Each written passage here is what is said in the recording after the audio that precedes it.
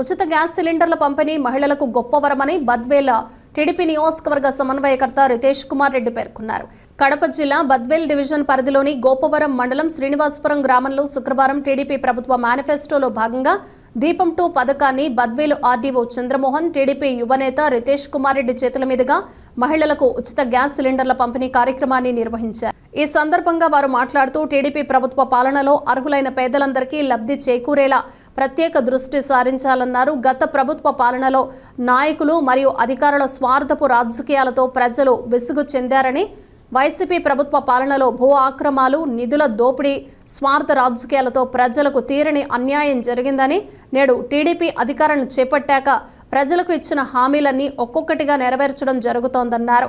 ఇందులో భాగంగా ప్రతి నెల పెన్షన్ల పంపిణీ కార్యక్రమాన్ని క్రమం తప్పకుండా వారి ఇంటి దగ్గర అందించడం జరుగుతోందని, మహిళలకు ఉచిత గ్యాస్ సిలిండర్ల పంపిణీ కార్యక్రమాన్ని చేపట్టడం జరుగుతోందన్నారు.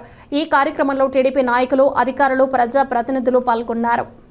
ఎంతో సంతోషం. మీతో పాటు మొట్టమొదటిగా మీ అందరికీ చెప్పాల్సింది, ఈరోజు పథకాలన్నీ ఉన్నాయి, కానీ ఇంటి వద్దకు వచ్చి అందరికంటే ముందు ఇచ్చిన మాట ప్రకారం పెన్షన్ 4,000 రూపాయలు, 3,000 నుంచి 4,000 రూపాయలు సూపర్ 6లో ఆనాడు ఇంటింటికి వచ్చి పాంప్లెట్ పంచినట్టు ఈరోజు అధికారులు మరియు ప్రజాప్రతినిధులు అందరి సహకారంతో మీ ఇంటికి 1వ తారీఖు ఖచ్చితంగా అందజేస్తుంది ఈ ప్రభుత్వం. ఈరోజు మన అందరం చంద్రబాబు నాయుడు గారిని, ముఖ్యమంత్రి గారిని తలుచుకోవాల్సిన అవసరం ఉంది.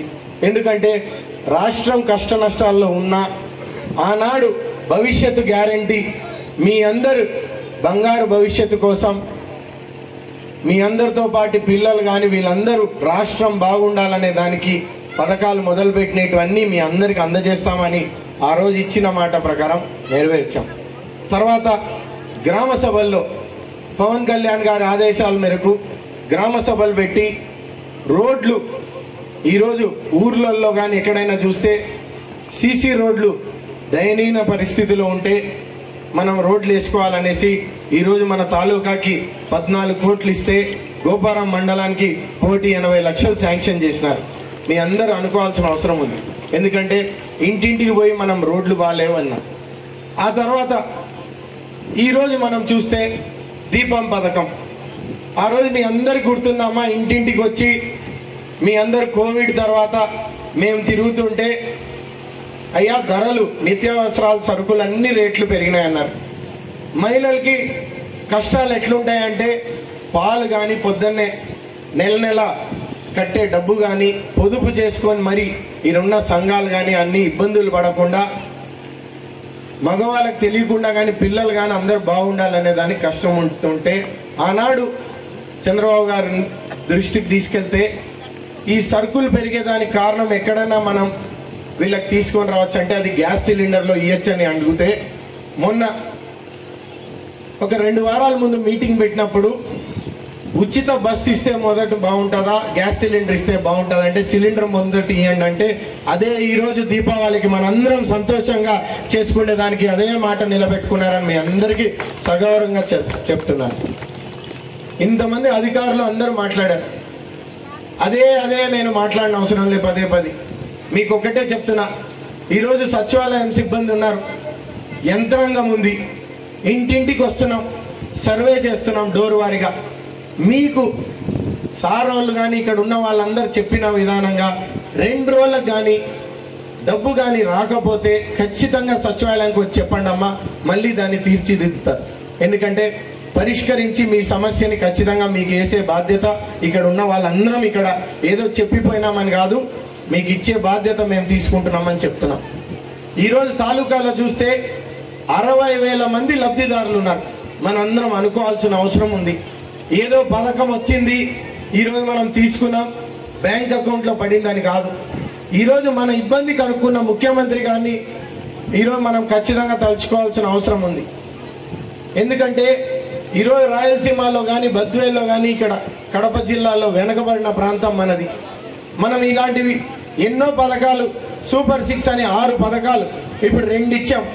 ప్రతి నెల వచ్చేటప్పటికి మీకు ఏదో పథకం సంక్రాంతికంతా అన్ని అందజేస్తామని మీ అందరికీ సభాపూర్వంగా మనవి చేస్తున్నాం.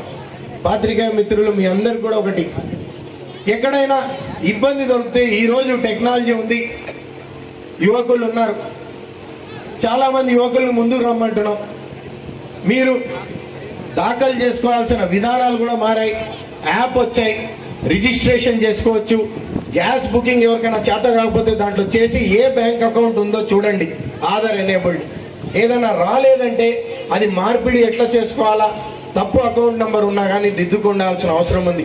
చాలా మంది మహిళలకి పొదుపులో ఉన్న వాళ్ళందరికీ ఆల్రెడీ బ్యాంక్ జమాదారులో వస్తున్నాయి. పెన్షన్ డబ్బు చేతికి క్యాష్లో ఇస్తున్నాం. ఇంకా అన్ని పథకాలకు కూడా సర్వే చేస్తాం మేమందరం ఇక్కడ ఉన్న వాళ్ళం. ఈరోజు మనం సర్వే చేస్తే మీ అందరు చూసినారు, ఇంటింటికి వస్తున్నారు ధైర్యంగా. ఈరోజు రెవెన్యూ సమస్యలు ఎక్కువ ఉన్నాయి. ఈరోజు నేను చెప్తున్నా, దయచేసి ఎవరన్నా ఇన్న వాళ్ళని మన్నించండి. అన్ని మండలాల్లో గత ప్రభుత్వం చేసిన తప్పులకి రెవెన్యూ సంస్థ మీద నమ్మకం కోల్పోవాల్సిన ఇబ్బందికరంగా విషయం జరుగుతుంది. కానీ ఈనాడు కొత్త అధికారులు వచ్చారు, ప్రభుత్వం మారింది, నమ్మకం ఇక్కడ ఉన్న ప్రజాప్రతినిధులు అందరూ మేము ఇస్తున్నాం.